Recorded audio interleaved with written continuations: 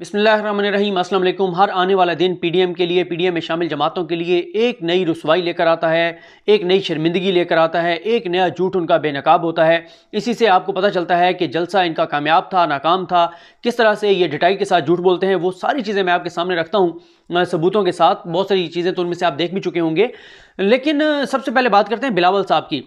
और ये भी मैं आपको बताऊंगा कि बिलावल साहब ने जो मौक़िफ़ अपनाया उससे कैसे इख्तलाफ किया शाहिद खकर अब्बासी ने।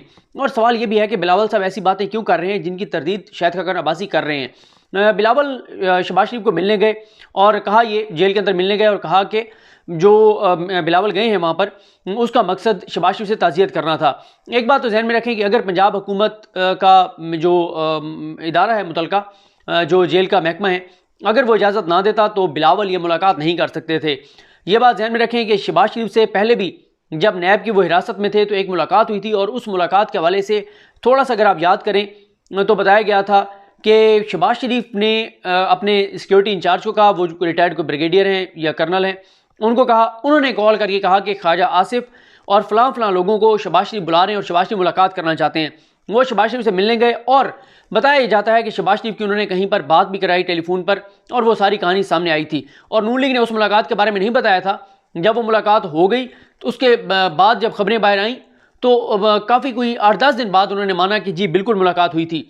तो लगता यह है जहाँ पे भी किसी ने फैसिलिटेट किया है, किसी ने कहा है पंजाब हुकूमत को कि आप ये बिलावल को मिलने दें, उसकी वजह यह है कि आजकल बिलावल के भी बहुत सी ऐसी जगहों पर राब्ते हैं जो कि जहाँ पे शहबाज शरीफ के भरपूर राब्ते और मुसलसल राब्ते रहते हैं। अब आप ये सोच रहे होंगे कि अगर बिलावल के वहाँ पर राब्ते हैं तो बिलावल तो बहुत सख्त बातें कर रहे हैं।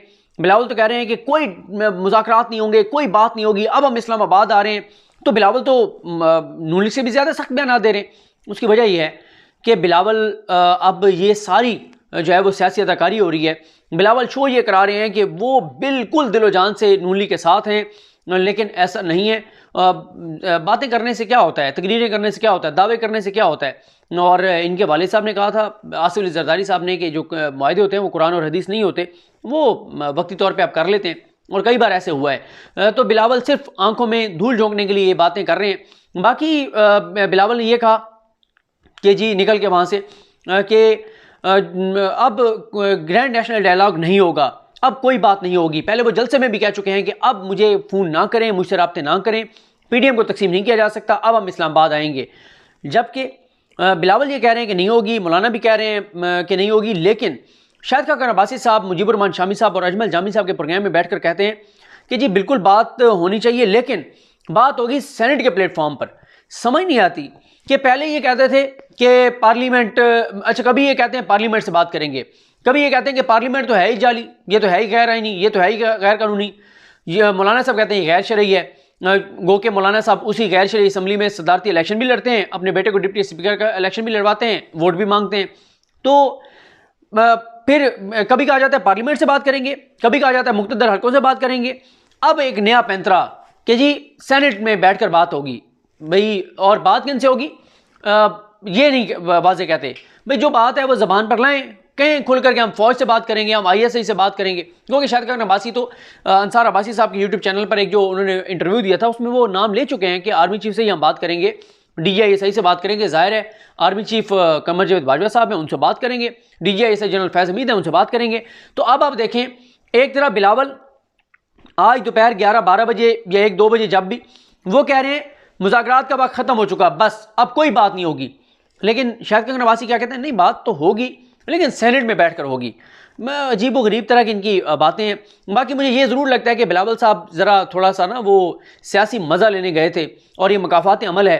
बिलावल शहबाज शरीफ को मतलब वहाँ पे हवालात में मिलने गए हैं, शायद उनको ये रियलाइज़ कराने गए हैं कि आपने अपने दौर में मेरी वालदा पर केसेस बनाए थे, और ये बिलावल साहब छोटे से थे जब वो तस्वीरें हैं, और इससे पहले जो इन्होंने इनके ऊपर केसेस बनाए थे ज़ियाउल हक ने, और उस वक्त भी तो ज़ियाउल हक के दौर में बेनज़ीर की वालदा के ऊपर, बेनज़ीर के ऊपर, फिर उसके बाद नून लीग के दौर में, और जब बेनज़ीर छोटे बच्चों के साथ कभी कराची पेश हो रही होती थी, कभी लाहौर, कभी पिंडी, तो शायद बिलावल उनको दिखाने गए होंगे कि देखें शहबाज शरीफ साहब, आप जो है वो जलसे किया करते थे मीनार पाकिस्तान पर हमारे खिलाफ। उससे पहले आप इंतकामी कार्रवाइयाँ करते थे, आप हमारे ऊपर केसेस बनाते थे। आज हम आज़ाद हैं और आज हम आपको देख रहे हैं इस हालत में कि आप जेल में बैठे हुए, गो कि शहबाज शरीफ तो बहुत खुश हैं। दूसरा, आजकल बिलावल शायद वहाँ पे जो बात हुई होगी इस्तीफ़ों के मामले पर, शहबाज शरीफ और बिलावल एक पेज पर ही हैं। शहबाज शरीफ भी नहीं चाहते कि इस्तीफ़े दिए जाएँ और बिलावल ने वहाँ से निकल के बहुत इंपॉर्टेंट एक बात की। बिलावल ने वहाँ से निकल कर कहा कि जी मैं एक तो ताज़ियत करने आया था और मुझे समझ नहीं आती कि बिलावल जो है वो खुर्शीद शाह को तो जेल मिलने नहीं गए थे लेकिन शहबाज शरीफ को मिलने पहुँच गए हैं। और दूसरा उन्होंने कहा कि जो हमारे इस्तीफ़े हैं वो हमारा एटम बम है। इसमें वाज़े पैगाम था, अगर कोई समझना चाहे एटम बम आप उस वक्त चलाते हैं अपने आखिरी ऑप्शन के तौर पर, उसके बाद कुछ भी नहीं बचता। तो क्या पीपल्स पार्टी ये चाहती है कि इस्तीफ़े देगी और उसके बाद कुछ भी ना बचे और ये निज़ाम लपेट दिया जाए? तो ऐसा नहीं होगा। उन्होंने ये जो कहा कि एटम बम है, तो इससे वाज़ेह था कि ये आखिरी ऑप्शन है और एटम बम आप कब इस्तेमाल करते हैं? जब कोई और ऑप्शन नहीं रह जाता। और आप कहते हैं कि जैसे खुदकुश हमला होता है कि ठीक है फिर हम ये वो जो खुदकुश हमलावर करता है खुद भी नहीं बचता, कई लोगों की भी जाने ले जाता है।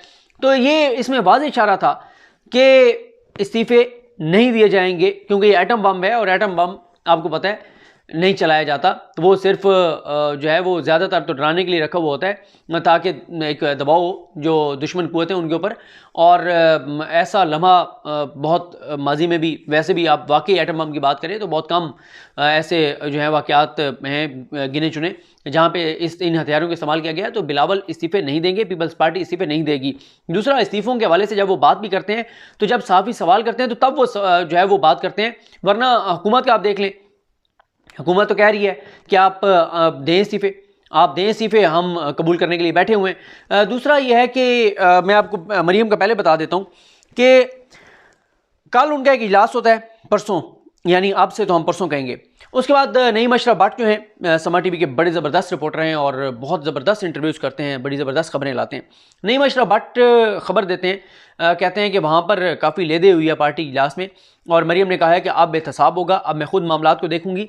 और वो काफ़ी खैफ थी, काफ़ी नाराज़ थी कि ये जो जलसा नाकाम हुआ है। तो उस पर ख्वाजा सादर फ़ीक ने भी कहा कि कुछ लोगों ने अपनी ज़िम्मेदारी पूरी नहीं की। तो मरीम ने कहा बेहतसाब होगा और मैं खुद सारे मामला देखूंगी। लेकिन जब कल मौलाना फजल रहमान और बिलावल के साथ खड़े होकर मरीम ने प्रेस कॉन्फ्रेंस की तो मरीम ने उस नईम अशरफ भट्ट की स्टोरी के बारे में क्या कहा था, गो कि ये शॉट जो है वो चला चुके हैं अली हैदर भी अपने प्रोग्राम में समा टीवी पर। लेकिन ये ज़रा दोबारा सुनिए कि मरीम ने क्या कहा था उस खबर के बारे में जो नईम अशरफ भट्ट ने दी थी। इस बात का सिरे से वजूद ही नहीं, आपने वो झूठी बात चंद चैनल्स ने चलाई। मैंने वो मेरी वीडियो भी है, ऑन रिकॉर्ड है, मैंने दोनों हाथों से अपनी पार्टी को, अपनी लाहौर की क़यादत को सलाम किया, उनकी एफर्ट्स को अप्रिशिएट किया उनकी। और मरियम साहबा ने, वो कहती हैं कि ये मैंने शॉट लिया है अली हैदर साहब के प्रोग्राम से। वो मरीम कह रही है कि मैंने तो दोनों हाथ खड़े करके, मैंने तो क्लैपिंग करके, मैंने तो अप्रिशिएट किया अपनी लीडरशिप को, ऐसी तो बात हुई नहीं है। उन्होंने कहा नईम अशरफ भट्ट की जो खबर है ये झूठी है जो कुछ चैनल्स ने चलाई है।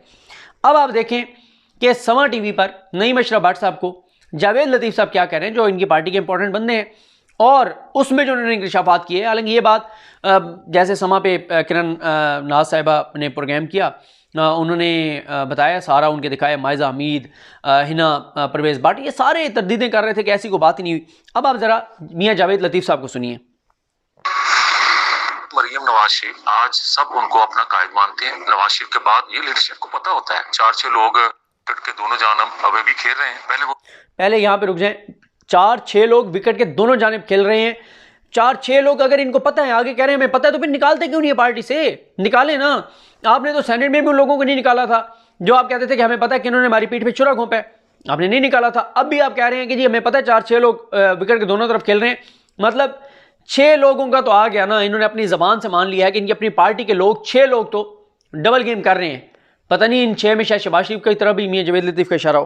विकेट के एक जानब थे, अब दोनों जानब। एक वक्त आएगा कि वो उसी साइड पे खेलेंगे जहां लीडरशिप चाहेगी। ये जज़ा सजा की बात इस तनाज़र में की गई है कि माजी में ऐसा होता रहा है। जो लोग काम करते हैं इनके लिए तकालीफ जमात के लिए सहते हैं, किसी जगह उनकी हक तलफी हो और मेरे जैसा आदमी जो कुछ भी ना करता हो वो आगे जाएगा तो सजा जजा तो होनी चाहिए। सजा फिर यही होती है कि आइंदा जमात जब इंतखाबात होते हैं, टिकट का इशू आता है, ये सारी वो चीजें वो जमात किसी के जुमा कोई ड्यूटी लगाती है तो क्या उसको पूरी नहीं करना चाहिए? और अगर उस पर वो निभाता नहीं है ड्यूटी को तो क्या ये पैमाना होना चाहिए कि फिर भी वो आगे रहे, उस ड्यूटी को निभाने वाला है उसको पीछे कर दिया जाए? हमारी जमात के अंदर भी तकड़ा फैसला साजी नहीं थी जिसकी शिकायत ख्वाजा साद रफीक ने किया, जिसके जवाब में मरियम नवाज शरीफ साहबा ने कहा कि माजी में ये सिलसिला अगर नहीं हो सका तो अब ऐसा नहीं है। पार्टी के अंदर भी एक एहतसाब का अमल होना चाहिए। जो मरियम नवाज शरीफ ने इजहार किया लाहौर के जलसे का, कोई भी इंचार्ज होता तो उसको ये बात कहना चाहिए थी। सो उन्होंने कही, पता होता है बात करता है ना, बाकी एस्टेब्लिशमेंट की तरह ये भी कमजोर हो गई है, नजर आ रहा है आपको। और वो कहते हैं इस्टेब्लिशमेंट की तरह पार्टी के अंदर भी जो इस्टेब्लिशमेंट है वो कमज़ोर हो गई है। 4-6 लोग विकेट के दोनों तरफ खेल रहे हैं। साथ वो कहते हैं कि मरियम ने बात की है जज़ा सार की, और वो कहते हैं कि साद रफीक ने शिकवा किया है। तो ये चीज़ें बताती हैं कि जलसा नाकाम था। ये चीज़ें बताती हैं कि ये बातें हुई जो नईम अशरफ ने कल रिपोर्ट किया था, और ये जावेद लतीफ़ की गवाही बताती है कि मरियम सफ्दर साहिबा ने झूठ बोला, और उन्होंने मीडिया के सामने खड़े होकर जिस पक्के मुंह के साथ झूठ बोला कि नहीं ऐसी बात तो हुई नहीं है। तो ये वो चीज़ें हैं जिनसे आपको पता चल रहा है कि मीडिया झूठ नहीं बोल रहा। जो इनके जलसे के हवाले से media, digital media, social media, वो झूठ नहीं बोल रहे, बल्कि ये खुद जो है वो झूठ बोल रहे हैं। और साथ ही ये भी है कि पार्टी के अंदर लोग इनके साथ नहीं हैं। 4-6 लोगों का तो उन्होंने खुद कह दिया, और साथ ही 4-6 ये खुद कह रहे हैं, बाकी कुछ MPs मुसलसल उस्मान बुज़ार साहब से मिल रहे हैं। तो इन्हीं चीज़ों से आप अंदाज़ा लगा लें कि PDM के साथ क्या होने जा रहा है और नून लीग के साथ क्या होने जा रहा है। और बिलावल का भी मैंने आपको बता दिया, बिलावल कुछ कह रहे हैं, शाहिद खकन अब्बासी कुछ कह रहे हैं, मौलाना फजल रहमान कुछ कह रहे हैं, ना आपस में जो है वो इनका कोई एक पेज पर है। और हाँ, मैं देख रहा था बोल TV पर सदीक साजिद साहब ने खबर ब्रेक की, और उनका ये कहना था कि नून लीग अब इस बात पर आ गई है कि सेनेट इलेक्शन क्योंकि नहीं रुक सकते, इसलिए हमें इस्तीफे सेनेट इलेक्शन के बाद देने चाहिए, ताकि सेनेट में हम जो बंदे अपने मुंतखब करा सकते हैं वो करा लें। तो ये अब आप इनका अंदाज़ा लगाएं। कभी कहते हैं कि हम सेनेट इलेक्शन नहीं होने देंगे और पहले इस्तीफे दे देंगे, असम्बलियाँ तोड़ देंगे, असम्बलियाँ टूट जाएंगी, इलेक्शन नहीं होंगे। अब नून लीग को समझ आ गई है, क्योंकि इसकी वजह यह है कि तमाम कानूनी माहिरीन जो हैं, जिनका ताल्लुक चाहे किसी भी जमात से है, इनके अपने अशतर औसाफ साहब जो नून लीग के दौर में अटॉर्नी जनरल पाकिस्तान थे, उन्होंने भी कह दिया कि जो इस्तीफ़ा अगर ये देते हैं तो भी सेनेट इलेक्शन हो जाएगा, उस पर कोई फ़र्क नहीं पड़ेगा, कोई असर नहीं पड़ेगा। ये कुछ चीज़ें थी जो मैंने आपके सामने रखी हैं। मुझे अपनी दुआ में याद रखी हैं। अल्लाह करीम हम सबका आमीन। अल्लाह हाफ़िज़।